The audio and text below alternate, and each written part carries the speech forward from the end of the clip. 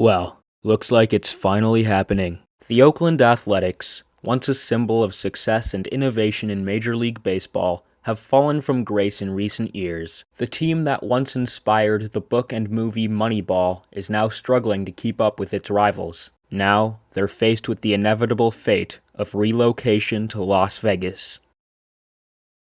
You know, it wasn't that long ago that the A's were actually respectable. They used to be pretty competitive, they used to draw decent crowds, and even to this day you're sure to see people sporting their iconic hat. But for a while there have been two main problems plaguing the A's, the first of which being this is the Oakland Coliseum where the Oakland A's play. When it was originally built in 1966, it was made to accommodate both baseball and football, hence the weird shape. The Coliseum is as historic as it is terrible. Its old age has led to deterioration, with leaks being prevalent around the building, and even a possum being found in the broadcaster's booth.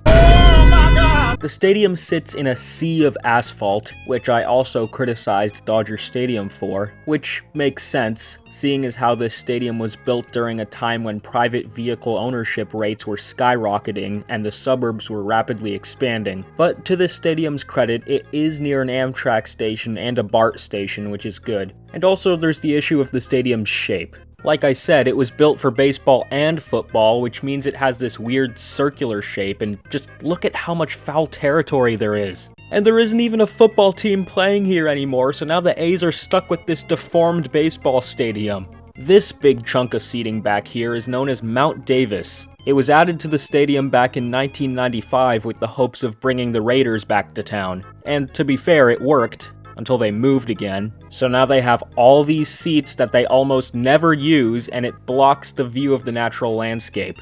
Great. Look, it's unrealistic to expect every baseball team to always sell out all their games, but A's games are a freaking library, dude. Bro, there's like no one here. There are entire rows with no people in them. Like dozens of rows with 0 people. Some people might look at this and come to the conclusion that the A's have no fans. But that's not the case. The A's have many fans. It wasn't long ago when A's games looked like this. When the pandemic hit, A's attendance took a nosedive and it's been pretty slow to recover. Maybe this is because of the pandemic, or maybe this is because the team is god-awful. It doesn't matter how historic your franchise is. When you're playing at the level that the A's have been for the past couple years, it's kinda easy to see why some people would tune out. But Charlie, they have one of the lowest payrolls in the league. Obviously, they can't afford to sign good players. You know, maybe that would be a good excuse. If it weren't for this. I feel like a lot of people forget that baseball teams, even the small market ones, have billionaire owners. Like, I don't think a lot of people really grasp how much $1 billion really is. Mr. Fisher over here is loaded. His parents are the founders of Gap, for crying out loud. Yeah, that Gap. But what's the point of assembling a better team? The franchise is gonna be profitable either way, right? So, with the Oakland A's having trouble with both attendance and their stadium, naturally, people are gonna want to find a solution.